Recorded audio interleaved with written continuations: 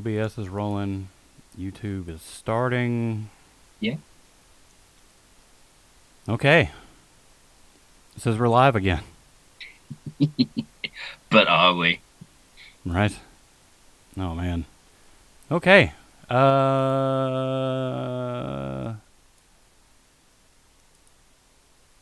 if you're watching this now, then you missed the whole fiasco of us not knowing what we're doing and completely screwing up the stream. Yep. We're still getting the hang of this. This is season 2, episode 1, by the way. I'm Blake. And I'm Marcus. And I went through a whole 15-minute spill about everything I did to my wife's car. We finally had a sunny day. I'll give you the short and sweet of it now, Marcus, to speed things along a little bit.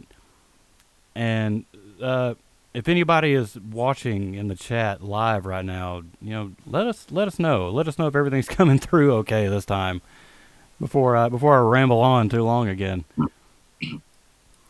But okay, so bad weather, lots of bad weather. Finally had a nice weekend coming up. The wife said, before you play with any more of your toys, you're going to fix my toys, by God. So I said, okay, fine. She needed a new belt tensioner. It needed to be replaced when the belt exploded the first time. I didn't do it. So, and I was going to change the valve cover gasket because it's leaking oil and it stinks and it makes her embarrassed. So, go to the parts store to get a valve cover gasket. Parking lot's full. I wait about 20 minutes, get up to the counter. They have the gasket in stock, but it's $50 damn for a valve cover gasket. But I figured I waited so long, just give it to me. Took it home, and I was like, I'll just do this after I put the new tensioner and idler pulley on because it won't take more than 30 minutes. Yeah. It took more than 30 minutes, Marcus. Did it? It took me the rest of the daylight that I had and the rest of the night. That I severely underestimated how much it was going to take to release, you know, the tension on the belt on a fully functioning good belt tensioner. Yeah. And I did it with these little micro wrenches that came in this mechanics tool set that I got. So I was having to like link two of them together. Anyway, so I get the belt changed. Couldn't do the valve cover gasket. As of right now, I kind of still haven't done the valve cover gasket, but yeah. I got the tensioner on and I got her door handle fixed. That was the one that had me driving the Focus for a few days, because she couldn't get in the car. I don't blame her. She wasn't going to deal with that. I had to deal with it. You know, she said, if only I knew a mechanic that could fix this. Yeah, well, the thing is, Blake, there's only so much time I have to fly over to another side of the world and actually, you know, sort the car out. All right. Yeah, I need as much help as I can get with this thing. Just a quick question. Can you see us live? Because I can't see us live on YouTube. What? Again? Still. Oh, no. Hang on. Let's see what's happening. All the fun and games. Oh, no. Because I can't see it. Let's see. It shows we got one watcher. Is that you? No. Because I can't watch anything because I can't see it. Okay, hold on. I'm sad. I'm checking.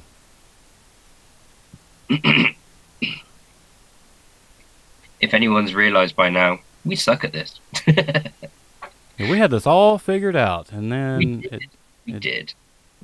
And then we suck. And then when it came to crunch time, we had some problems. Okay, Modology Motorsports. Let's see what they're doing. Not a hell lot. Okay, it shows no live videos from Modology Motorsports. Although we're streaming somewhere, it's going somewhere. TJ Hunt's channel? Wait, let me make sure it's not set to private. You know what? It says private. Oh, So what happens if I just change it over to public? Do I have to your changes are being saved? Do I have to restart it again? Oh, look, now we're live. God almighty. Now it's live. Hi, YouTube. God damn it. Oh, this has been exciting. Yep. God, I don't even want to do this anymore. I'm leaving. Bye. Oh, man. Okay, so you got to have it on public if you want the stream to go out. You can't do it through Google Hangouts. If you want it to also work through OBS, that's not going to happen. So, what do they do to us? Seriously, people. I know. Look, today, before we started all this afternoon, I was sitting here, and I don't know what got into me. We've been podcasting for over a year, and, excuse me. I don't know what got into me, man. I, started getting real panicky. I was like, what if something goes wrong? What if, Blake? I know. So I guess it's okay now. Everything's went wrong. That could go, well, maybe I shouldn't say that just yet. But it's working now, I think. I can see myself on my phone, and I guess I can hear it. Hell, I don't know. Can anybody hear us? There's 2 watchers. Can anybody hear us? We're trying to figure this out. Help. Oh, well. Oh, at least I can see us live now, which is helpful. Yeah, okay. I can hear myself on my phone. I can hear us both. Okay. I think we got it. I think we got it now. Yeah. Oh, dear. We get there in the end. I know. So I did some stuff to my wife's car. Did you? This is like the third time I've told this story. Let me guess, Blake. Told you that you couldn't do anything on your car until you fixed hers. Yeah, hang on. You tell me what I did to my wife's car. Well, you finally fixed the door handle on the driver's side of her car. Yep. Just in time for the passenger side to go out. Right. Yeah. You had to take out the assembly and look at it. And from what I can gather at the moment, you said it would take 30 minutes, but it took a whole day. On the timing belt tensioner. Oh, that's a timing belt tensioner. I was thinking about the door frame, the door handle still. Oh, wait. That door handle, though? In the video, there's a video of me doing this on our YouTube channel, but I show myself taking this thing apart, man, and I'm like, okay, this is no problem. I went to put it back together and get all the little rods and clips turned the right direction, and I had to stop recording so I could go back on the video to see what the hell it looked like before I took it apart, because I had no clue how it was going back together. So at the end of the video, I'm just like holding it up, and I'm like, okay, I'm just going to turn it around, and this is what you want it to look like when you're done, because I cut out like 30 minutes of me sitting there just flopping it over back and forth trying to figure out how it went together. It sounds about right, because I do that all the time. I'll sit there and I'm thinking to myself, damn, how does this go back together again? You know, like I took this off, right? What the hell? Suddenly it turns into a pile of spaghetti. Yeah, pretty much. But okay, so the door handle works, and she's very happy about that. She can get in her car, and that's great, because I had to climb in through the hatchback to be able to open it to fix it. So, good news with that. Belt tensioner, changed the belt a long time ago, and the belt tensioner needed to be changed. I didn't do it. Decided finally that I was going to do it. This will be a piece of cake, take 30 minutes. Next thing I know, it's dark, and I've got everything back together, just can't get the belt back on, because I didn't realize how tight a good belt tensioner was going to be. But so get the belt back on. If you have a Ford Focus and you're listening, you can't get that damn idler pulley bolt out without raising the engine up. So don't even try it like I did in the video, like an idiot. It looked like it was going to work. It did. I mean, I was like, oh yeah, I got plenty of room. Yeah. You don't have plenty of room. No. No. No. Okay. No, you don't. All right, so I'm tired of talking about the Focus now. Anyway, it's got a new belt tensioner, new idler pulley, a new door handle on the passenger, on the driver's side. Now the passenger side needs to be changed. I got a valve cover gasket, waited in line a long time to get it, paid $50 for something that was $7 on Rock Auto, and spent so long doing the timing belt tensioner that I never put the valve cover gasket on. So that's still in the to-do pile over here in the corner of the office. Yay. Now, excuse me.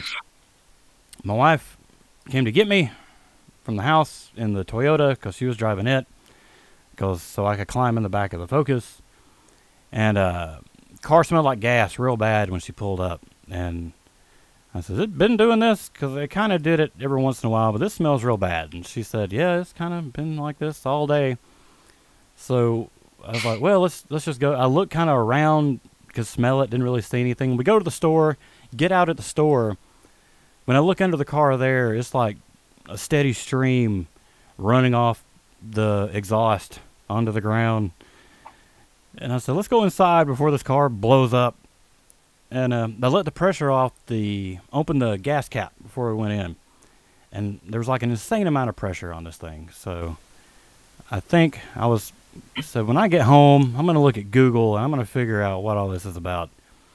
Well, we made it home, obviously.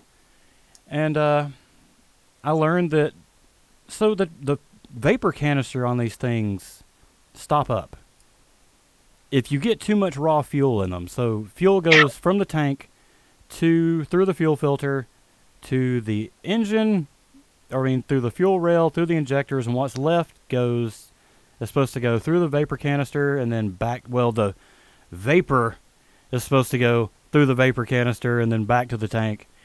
But if you get too much raw fuel in it, the little bits of titanium and gold and platinum that are inside of this thing like bind up, clump up together, and then it can't like return the vapor to the tank efficiently, and it just starts spraying fuel all over itself.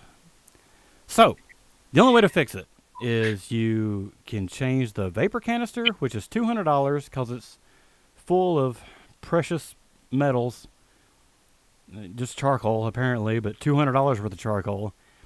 Or you can just leave the gas cap loose. Marcus, guess what I've been doing? You've paid $200 and no. You've left the gas cap loose, haven't you? Exactly. Yeah. I'm going to see if I can just bypass this somehow. This something about the fuel vapor, you're not supposed to let it release into the atmosphere, and it's supposed to go back to the tank to be recycled around again or something. So I'm going to see if I can just bypass the canister altogether, just maybe connect some hoses together or something, and just get rid of this problem without paying $200. But as long as I've had the cap loose, it's been fine. Well, so far. You obviously found out that was the issue, so to be honest, it works. It's just not the greatest thing to do in the world for a long period of time.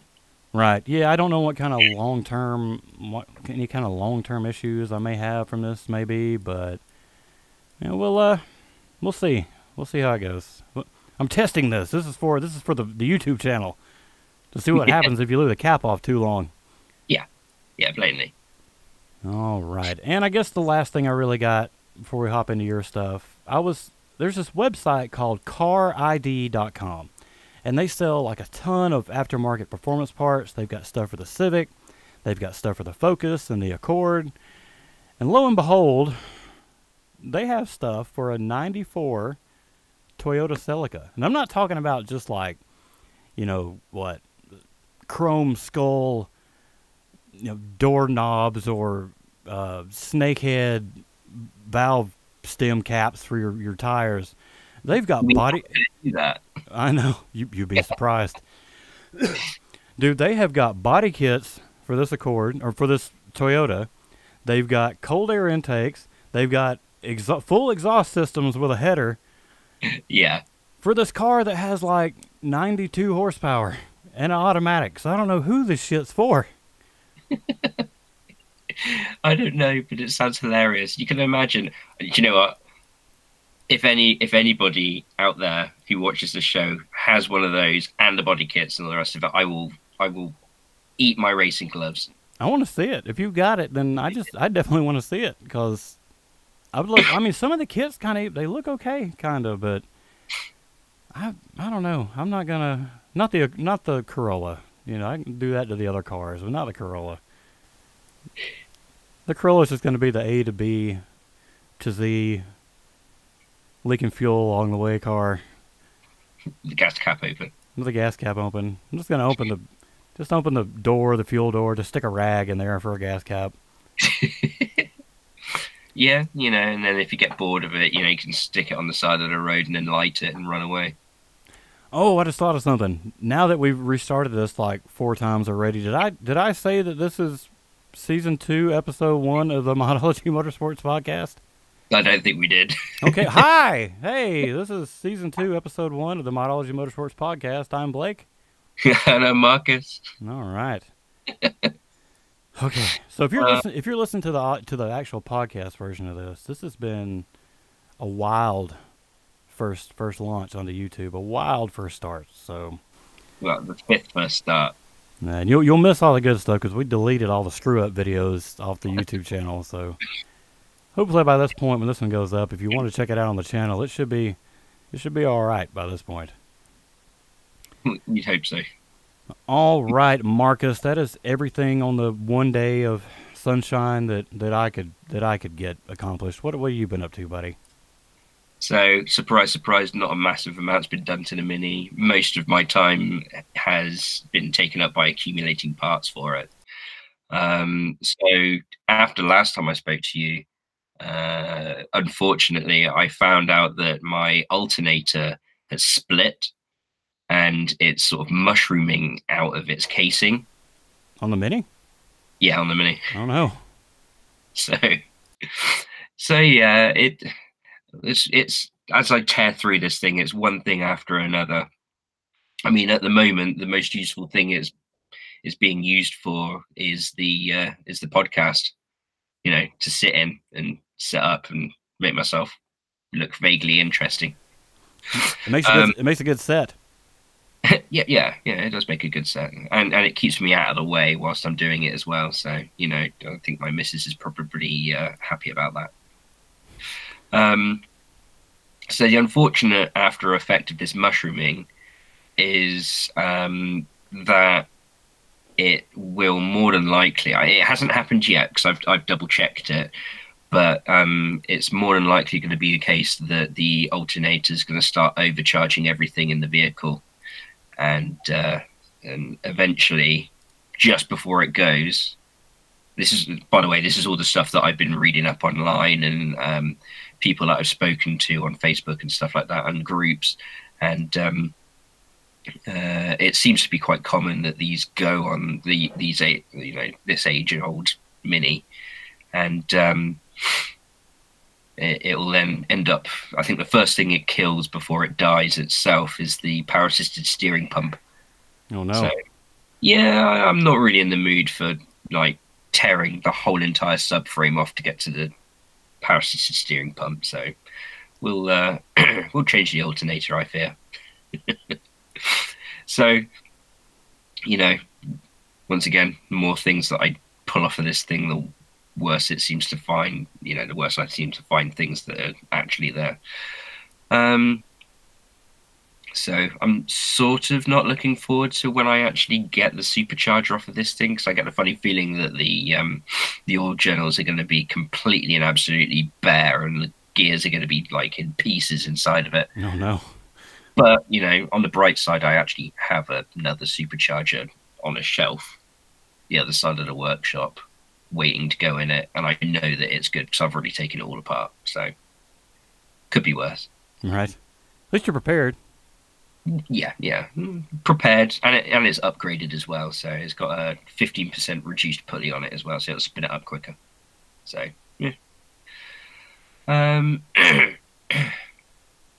So another thing that I'm looking at, I think is going to happen when I start pulling stuff off, is that there's an oil cooler located on the back of the engine close to where the oil filter goes in, and they are notorious for just dying and then mixing oil and water together inside them and then flushing it through the engine, which is always really helpful. Oh. Yeah. So I will probably end up getting a blanking plate for that and then just run an oil cooler to the front. So it's another thing. Where God intended them to be, in the front. Yeah, exactly. You know, it's going to be what, transmission coolers, oil coolers, and and an intercooler. So you never know. I think the front real estate of my Mini is going to get a little bit stuck with the amount of stuff that I'm going to be shoving up there. But you know, I'm sure I'll find some wonderful way of dealing with it, but we'll see. Yeah. Just cut the bottom of the bumper off on the front. Just let everything. Just don't even. You don't need a bumper. You'll just be full of coolers in the front. Well, you've seen the front end of my Mini with the front end off at the moment. It looks actually quite cool, but at the time, I want to make it look nicer. I don't want to look it so raw that it is at the moment with like literally no front end on it. But could be worse. But what we'll probably find then is if it ends up being that way, I'll probably end up hitting up Mishimoto and asking them really, really nicely if I can get an oil cooler and some lines sent to me, and then I'll just change it over all of the lines in the car to AN lines, including the fuel and all the rest of it all at the same time. But it depends. It depends on if I end up getting, you know, enough of a bad vibe about the car that I'm going to rip the whole entire engine out and stick it on an engine stand and start messing around with it then. In which case I will definitely not reach my March deadline on getting the car sorted, which at the moment it doesn't look particularly wonderful because I've still got to shove it in a trailer and get it trailered to the Midlands and get a roll cage placed in it yet. So all fun and games. But on the bright side of it all, obviously last time you guys heard me talking about the ECU and all the rest of it, and since then in the post I've actually received all of the extra bits that I decided to get sorted on it. And so somewhere down here is there's an ECU with a load of wires hanging out of it and extra ports and drilled holes and all the rest of it.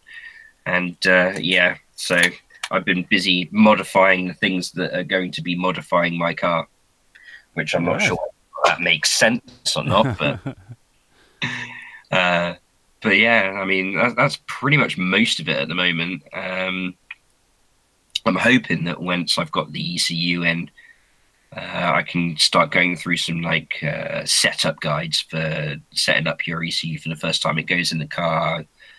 You know, all of the basic stuff, like making sure that when you start it up for the first time that you crank it over without any of the injectors turned on, and the usual bits and pieces so that you can check to make sure everything's all working correctly. But yeah, I'll go through it in a bit more of a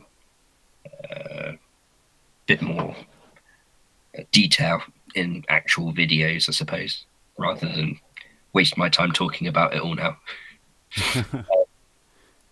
But also got the dash all sorted out, my new electric dash that'll be going on the Mini soon.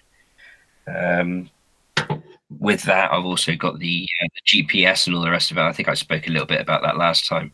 But at the moment, I'm having issues trying to get the GPS to talk to the unit. So I'm currently chatting to Race Technology that do the Dash 2 Pro and seeing whether or not there's something that they can help me out with at the moment. So hopefully sometime next week I'll get a reply back from my last email, and then we can start moving forward a little bit, and then I can test it all out, get it all ready, and then start doing videos and getting it all in. Do you did you make sure you didn't have the ECU set to private?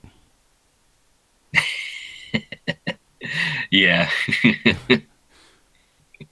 Yeah, something along those lines. So on an unrelated situation to the actual Mini, I've stripped the dog cages out of the van. I think last week on Tuesday, Wednesday, or something like that, in the freezing cold, like 5, 6 o'clock at night. Ooh. stripping out metal bits of caging out of the back end of the bloody thing, because we've definitely come to the conclusion we're selling the van. And I'm really sort of looking forward to getting rid of it because it's quite unwieldy. I mean, it is the long wheelbase version, so it is like massively long. And then if I ended up trailering stuff on the back of that, then it's like 3 times as long as it would be normally. It's just ridiculous. So looking forward to getting a 4x4 or something like that and get that all set up, so it'll be a lot shorter and a lot more usable, especially with some places that we go to. I mean, I don't just do racing and stuff like that. Myself and my missus also do dog agility, which is like show jumping for dogs. And it will require us now, I think, to have a 4-wheel drive because the amount of rain that's been coming down this year already, all the fields are just nightmares. So a 4-wheel drive would do really well to help us out in that.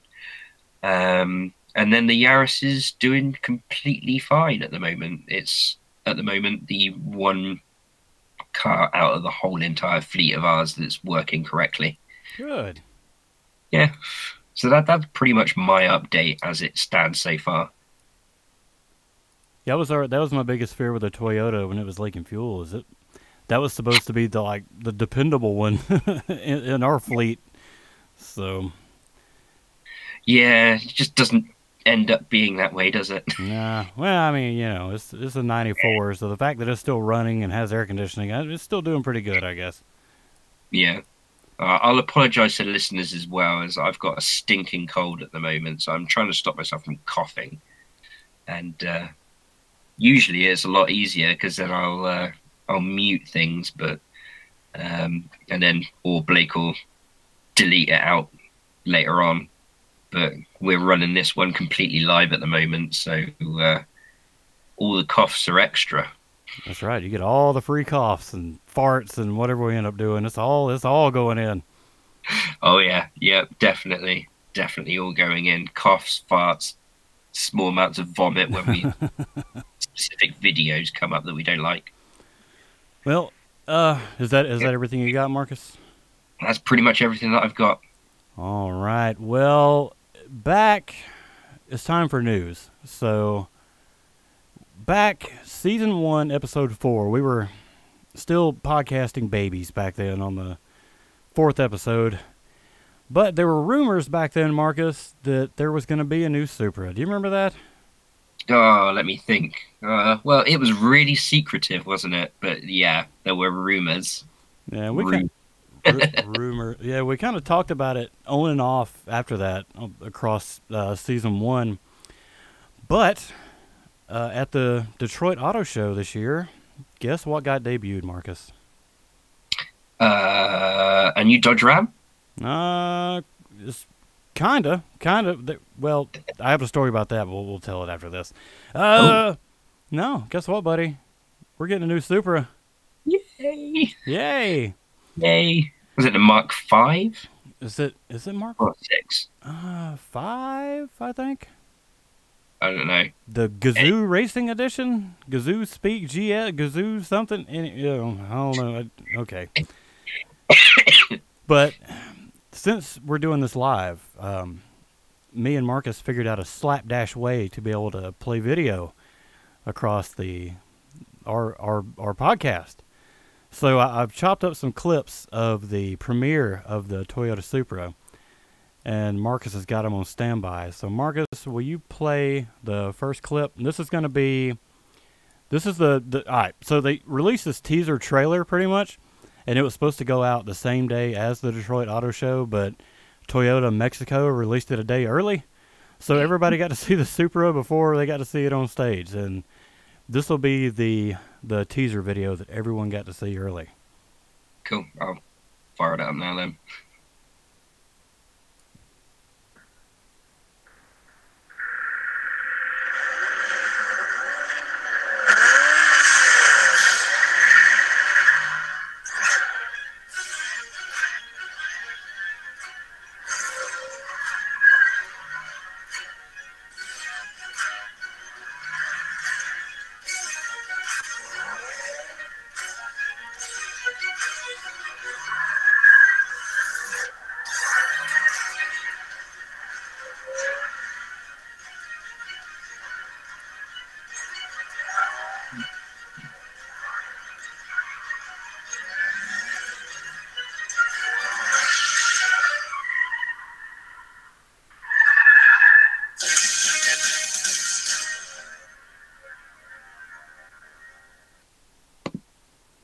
Okay, so for one, I have no idea how smooth that actually transferred over to the to our live stream, but I I'm mean, hoping it did all right. it looked okay on this end. So, Yeah. all right, I got two things. Number one, that looked like a complete CG video. I really doubt that was a real Supra. But No. with that being said, Marcus, what do you, just based on looks alone, what do you think? It looks like they mashed together an RX-8 and like I don't know. It looks all right. I don't mind it. It's not as Supra looking as I expected. It's looking a little bit more of the like the older Mark II Supra, I think it was. Yeah, yeah. To I mean, me, which is nice. I know they're going back to their roots with it all a little bit more, but I was expecting something a little bit more tough. yeah, they're going back to their roots, but I don't know if anybody wanted them to go back to their roots with like how the car looks. I think, but I mean, it looks good. I think it's a good looking car, but I think there was such a fondness for the last Supra that people were, I guess, expecting it to be a little something more like that, I guess. Yeah, I mean, I've seen a lot of things on Facebook and stuff like that at the moment, where they've sort of superimposed like the Gen 4 Supra sort of front bumper onto the new one, and it looks so good. Yeah, it does look pretty good. I think I've seen those. Yeah, and I'm like, that is what the design team should have gone for, but instead they decided to go for something that looks like it's I don't know, it looks like it's half surprised and half bored at the same time. Well, we show in one of the clips a little bit later that it showed the concept for the Supra. It was called what, the F1 FR1 or something like that. The concept, but Yeah. it looks just like the damn concept car. So at least that's what they wanted. They got exactly what they wanted. Yeah. But then it's funny though, because in the background, I think in the next video, they actually show the concept in the background as the main photo for the new car. Yeah, yeah. And it doesn't look like that. So I was like, I'm getting confused. Like, did you want that car or did you want this car? All right, Marcus, go ahead and play our second clip. Yeah, no problem.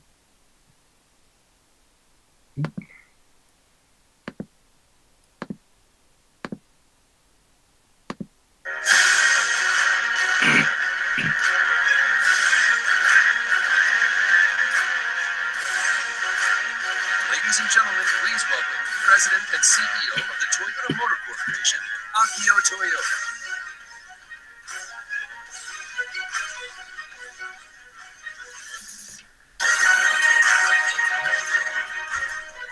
I like it there so much.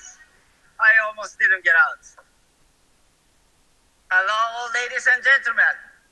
It's great to see you again and to introduce you to one of my closest friends, the new Toyota Supra.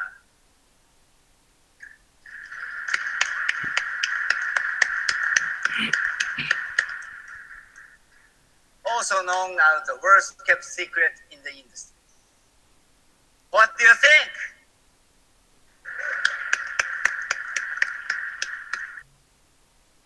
Okay. First, when Mr. Toyota got out of the car, I thought it was a. This is just me, but I thought they had misspelled his name because he's Toyota with a D instead of a T. I was like, what is it? Toyota? Okay. But Mr. Toyota is very excited about the Supra. Everyone else not so much. Yeah, everybody. Now, I don't know if I've never been to one of these shows, like an unveiling of a car like this, but are they supposed to clap for these cars, or is it just kind of a, maybe they got their cameras and phones and notepads in their hands, so it's hard to get two hands together? Maybe, but you heard a few, like, it was a few people. I mean, the problem was I was expecting, like, everyone to be like, yeah, yeah, this is brilliant. Instead, all you got is like 4 or 5 people at the front clapping very, very slow, as the tumbleweed goes across the front end of the stage from right to left. So he also said that this was the worst kept secret in the industry.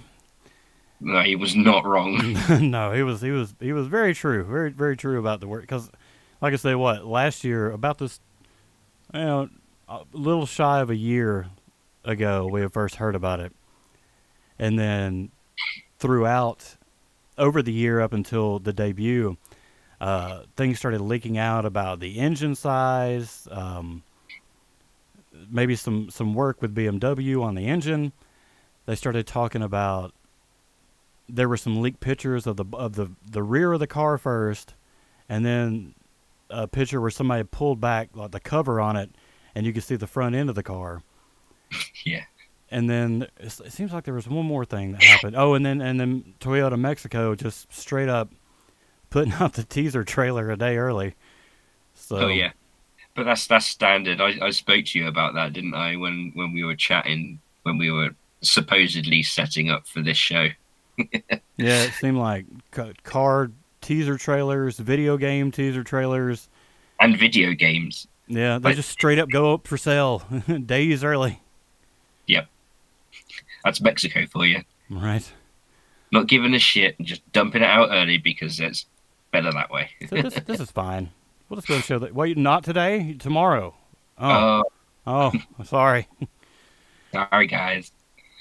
All right, what do we got for our next video, Marcus? What I label the next one? I gave these some snappy names. What I name the next one? You named the next one. Hang on a second.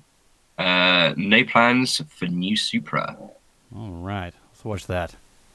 So even though Toyota had no plans to make a new Supra, just like a lot of other die-hard Supra fans around the world, I secretly wanted to make it happen. So did a small group of designers at Calvi, it turns out. A few years ago, they showed me a concept they call the FE1. And as if I needed any more persuading, they managed to get their prototype put into the Gran Turismo video game. Here's me driving it in their studio. By the way, I recommended this approach to any designer out there trying to get his boss to sign off on a concept car. Okay, so Mr. Toyota says that Toyota had no desire to ever make another Supra, but secretly that he had been wanting one since the last one. Yeah. They showed him the concept, the FE1 concept, and he was like, I dig it. This is cool. And they said, well, we'll put this in Gran Turismo and let you drive it. So once he got to drive the car in Gran Turismo, from the way he talks, that kind of sealed the deal, and he gave the green light to go ahead with the production of the new Supra. Yeah. But, I mean, okay, that may be the case. I mean, because the man, we cut out a lot of it. The man has a lot of history with a Supra. He's raced them before. He loves the Supra. So he's got a lot of history with Supra. But I also kind of feel like, the GTR, the Nissan GTR, had a lot to do with the Supra coming back. At least from a fan point of view. That I've said this on the other podcast, that the GTR is running wild with no competition, really. So, and the Supra was its biggest, worldwide available competition, because you used to not be able to get GTRs in America. So, I think a lot of it has to do with Toyota wants a high-end sports car to keep up with some of these other car manufacturers now. Yeah. I must admit, it does look that way at the moment, and it's like, it feels as if they've rushed like the last part of it together to get it out, because they were like, no, we need to get it done. 2019's the year, dudes. And yeah. I don't know. There are some more things I want to say, but I know the specs are coming up in a clip, and I don't want to like jump ahead of myself just yet. So, what's the next snappy name? You know what's coming. Oh, my favorite. Yep. All right. I'm not going to say it, but we'll let you see. So the new Supra was born out of this hands-on testing at Nürburgring. And as a result, I can honestly say that this new Supra is not just fun to drive. It's totally lit. According to my son, this means amazing or super excellent. The new Supra built on its heritage and then some. In both design and performance, it bears a strong connection to our 67 Toyota 2000 GT. Okay, so you talked about it at first. They went for a retro look, and the car they kind of based it off of was the 67, what they say, 2000 GT? Yeah. Okay. But remember, it's totally lit. But it's it's totally lit. Yeah. And, I guess it didn't really translate well in the audio, but if you go back and you watch this premiere on YouTube, like, it's just absolute crickets when he says the car is totally lit, and then he has to explain what lit means. Like, nobody there. Okay, so I think everybody in the front row was probably rolling their eyes. Like, you can see the look on his face. He was looking around. It's like, oh, shit. Nobody. It's lit, right, guys? You understand, yeah? Supra, right? Yay! Anybody? Oh, bless his heart. Okay, so, all right. So what's the next clip? All right, we'll get this one out. Hang on. The new Supra's design is aerodynamic, daring, and seductive. Short overhangs improve agility, while the fenders stretch over the wide track to telegraph the aggressive driving dynamics. The low cowl allows excellent visibility during corner entry. The cockpit is all business. The single-meter HD instrumentation allows for vehicle monitoring at a glance. The 3-liter twin-scroll turbocharged inline-six produces 335 horsepower and 365 pound-feet of torque. Direct injection and variable valve timing create a broad torque curve. Power is delivered to the available active differential through a quick-shifting 8-speed automatic with paddle shifters in both normal and sport modes. The sprint to 60 is a quick 4.1 seconds.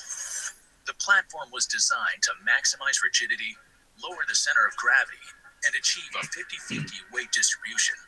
The suspension incorporates double-joint front struts and a multi-link rear design to yield precise cornering characteristics.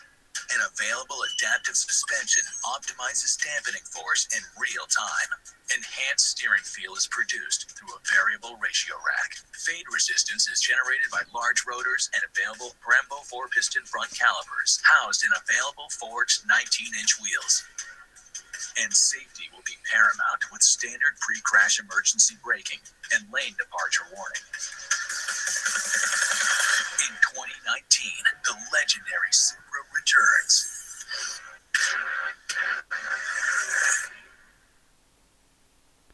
Okay, so if you're listening to the podcast version, they were going over the specs of the new Supra. 50-50 weight distribution is pretty impressive. That's a nicely balanced car. Yeah, I mean, I'm looking forward to seeing how that handles, and I was chatting to Blake about it actually, and I'm going to attempt to see whether or not I can get a test drive. Yeah, I hope you can. It'll be absolutely ridiculous. They're going to say, "Why do you have that GoPro on your head?" What GoPro? What That's are you talking about? my seeing eye square. These are my glasses. I don't know what you're talking about. How dare you? Now, Marcus, they did bring up a couple things, though, that I wanted to bring attention to. One of them being something that we had talked about previously, and now it's kind of come to fruition. 8-speed automatic transmission. Yeah. And at this time, gave no other option. No. I mean, yeah, you've got flappy paddles on the steering wheel, so you've got some semblance of control. But, you know, you're going to have a delay. I mean, we'll see how it goes. I mean, there's probably going to be sports mode or something like that. Yeah. Yeah, we'll see how it all goes. And then you get a inline six, what, 3 liter or 3.3? I think it said 3 liter. I think you said 3 point. Yeah, I think it was 3 liter something. To be honest, I got lost in that one. I was paying more attention to the suspension stuff because it looks like it's going to be a ridiculously good handling car, but we'll see how it goes. Oh yeah, but from what I hear is the did we lose Marcus? Is Marcus gone? Did Marcus die? He was coughing. He was just coughing. Oh no. So they talk about this. Oh, there's Marcus. Okay, he's back. He didn't die. I didn't die. It's fine. Okay. All right. Well, hang on. Let me put it back. Lock it back on you. There we go. Okay. So the V6, the inline V6. God damn. It's been a rough first one. The inline 6 twin scroll turbo is I don't want to say it's directly a BMW engine, but it's a BMW engine. It is a BMW engine. It's a derivative of their last gen BMW Straightline 6 engine. So it's the same. So, I mean, okay. So BMW makes good engines. I don't see that being a problem. BMW engines sound great. They perform. They're great engines. So it's a good engine for the Supra, I think. I don't understand, though, why Toyota, with the 2JZ history, why they didn't build a new engine for the Supra, the new Supra, but okay, I can settle. I'm happy with at least a BMW inline 6 in it. Yeah, I mean, it's not going to be their engine, but from what I can tell, looking at all of the specs online and how people talk about them, it is a comparable engine to what they would have produced themselves. So I think what they've done there is that they've partnered with BMW on it to drop the costs of getting the initial cars out, because that engine's there already. They don't have to upgrade it, because the last thing that you want to do is create this really well handling brand new car or something like that and stick an old engine in it that you haven't really changed anything on. People are expecting a new 2019 engine, new 2019 chassis, and that's what they're giving them, albeit not their own engine. But you can't get everything. Right. So I'm not with your dad being who your dad is, and with the video on the channel of just a straight up suspension test on the Corsa. Tell me about what you saw looking at the specs for the suspension for the Supra. They are wildly sophisticated.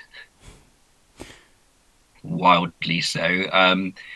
To be fair, by the looks of it, the way that they've set it up, it looks to be that there's going to be like multiple suspension settings and all the rest of it. But one thing that I quite like the look of is the fact that it's active suspension changes on the fly. That's what they're suggesting.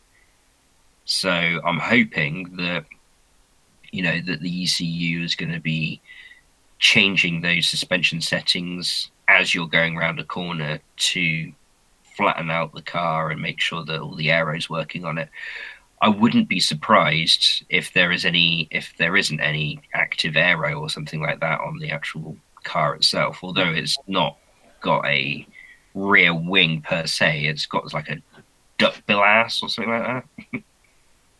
I don't know what is the actual terminology for it, but Right. yeah, I'm looking forward to seeing how it is in its entirety and how well the first cars come across. All right. What's our do we have one more clip or two more clips of the Supra? We have one more clip. All right, let's go and play the last one. All right.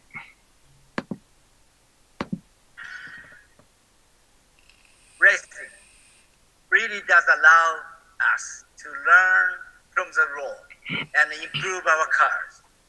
And that's why the Supra will be joining the upcoming NASCAR Xfinity Series. Driver Christopher Bell will be doing the honors for us. Although I think I need to make sure he's old enough to drive.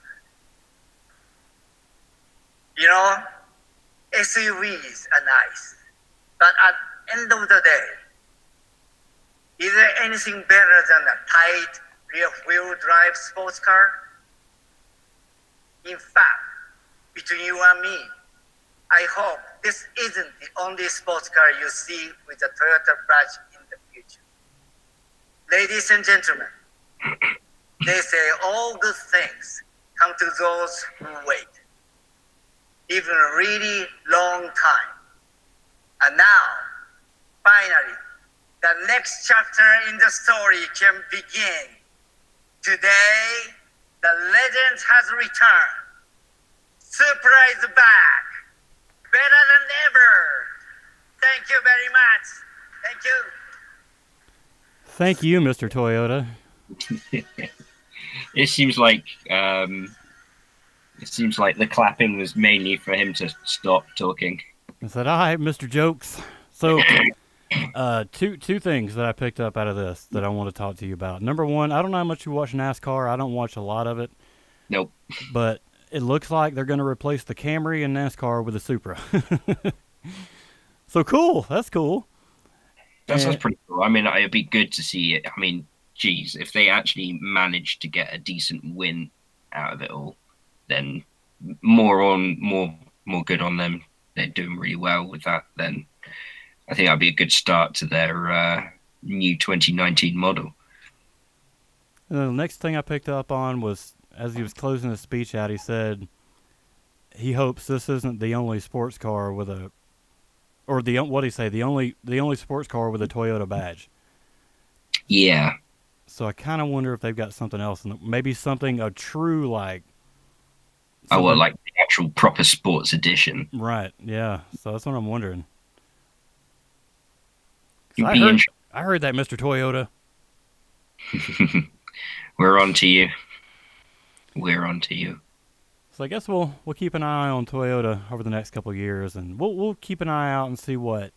I'm sure there's going to be several different trim levels of this. I've already read something from this company I follow on Instagram called Car Throttle. They're out of the UK. Oh yeah. And they're already talking about one of the 4-cylinder engines that'll be available in it, and how will the Supra be a 86 replacement instead of just get rid of the 86 and keep the Supra as a 4-cylinder model. So I don't know. We'll see. We'll see. People love the 86. Do they? That's well, they love the platform. They didn't love the engine. Yeah. They love the platform. I mean, I think most of the ones that I've seen out there for like racing and drifting and stuff like that have been 2J'd, I think. Yeah. Yep. Which I got a feeling that's going to be in the Supra's future. Yeah, well, you know what they say, 2J the world. Right. I heard one of the rumors that I heard was that Toyota had announced that when they talked about the inline 6 that I can't trace it back to exactly who said it or even if Toyota really said it, but there's a rumor going around that they said that a 2J would be a direct drop-in, and that if you wanted to drop a 2J in that car to just buy the 4-cylinder model. Yeah. No, I heard about that one. Yeah, I think it was you that told me about it. Yeah. And I can remember you pointing me to an article that had like some of it on there, but I don't think it's an official. But we'll see. We'll see. So overall, I guess I want to see one. I want to see one. I want to see some other people review this car. I want to see it on a track. I want to see it on the street. I want to see what this car can do before I pass too much judgment on it. Yeah. I mean, if I can get a test drive, I will test drive it to the moon and back. But until we actually see some proper reviews come out about it, then there's not much more that we can really say. Apart from we wish that it is going to be a really good car, but only time will tell. So we'll definitely be keeping an eye on the Supra. Marcus, you ready to start wrapping this thing up? I think so. Now that we have video proof, and I can show you things to see just listening to them. So the shirts, I'm pretty pleased with the shirts. I'm wearing. Hang on, look at this. I'm wearing one now. See, we got T-shirts in the store. The link, well, not link, but right here, ModologyMotorsports.com. And then click store, and you can get a shirt. Now I've got pictures of 2 other satisfied customers I'd like to show you. Which, Marcus, I guess you won't get to see until afterwards, but I'll be able to see it in about 20 seconds when the stream catches up. All right, let's see. Here's satisfied customer number 1. There we go. That is Stacy Peterson. Very happy with his Modology shirt. And then we have this lady with her green hair and tattoos and piercings, who also may happen to be my wife. So, but she loves her shirt. By God. All right, so the shirts are out there. Go get you one. And if you're not a shirt kind of person, then we also have just a few stickers still available. So check those out at the Modology store. And since we got things figured out, Marcus, I guess we got things rolling at least for today. Yeah. If we can keep this flow going for next week, or for next episode, I'm gonna announce a giveaway on the next podcast, and it'll be accompanied by a video that'll go out the same time that the podcast goes live. So I'll talk to you a little bit more about it off the air, but I'm giving something away, and it may have something to do with a dash cam, maybe. But speaking of dash cams and new, we got something new coming to the channel this spring. And I made a nice little trailer and sent it to Marcus. And Marcus, will you play that for us? I will do.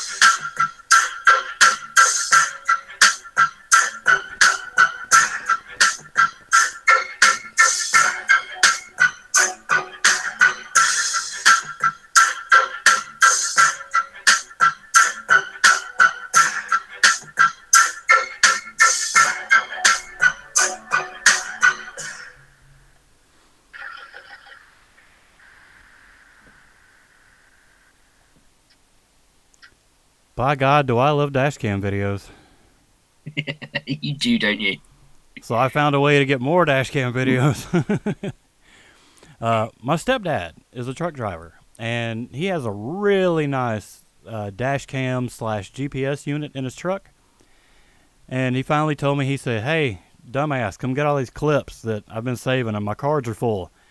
So I've got a whole bunch of good clips from his 18-wheeler that I'm going to put together this spring. That was kind of some of the...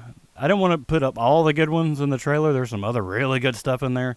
I can imagine. But some people do some really dumb shit on the highway in front of trucks. So Yeah, man, I was noticing just on those clips alone, there was just shit that I would never fucking do. Oh, I mean, it's almighty. ridiculous, some of the shit that people do. But starting this spring, we'll have you know, the regular dash cams that I record will still be going up, but we'll also have the 18-wheeler version of the dash cam. So more dash cam videos from Modology Motorsports.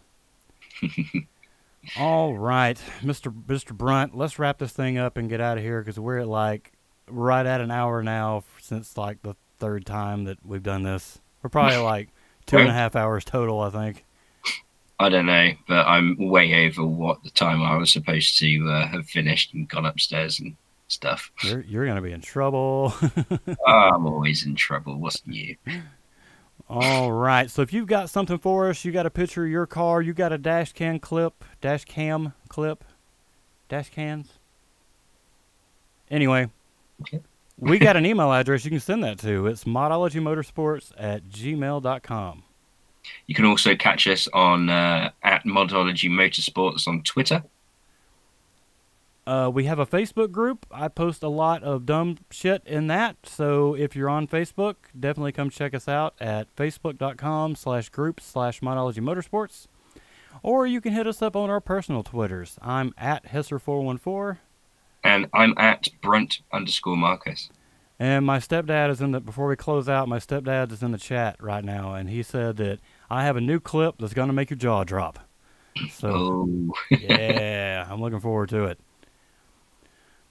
Anyway, don't forget to like and subscribe our videos as well. Yeah, if you're here right now and you haven't subscribed to our channel yet, then go ahead and click that subscribe button and ring the little bell. And every time we attempt to do a live podcast, then it'll let you know. And you can come join us in the chat. It's been nice seeing some feedback from everybody while we do this. Yeah, brilliant. All right, well, it's been fun, everybody. We'll see you next time. Take it easy, everybody. Bye.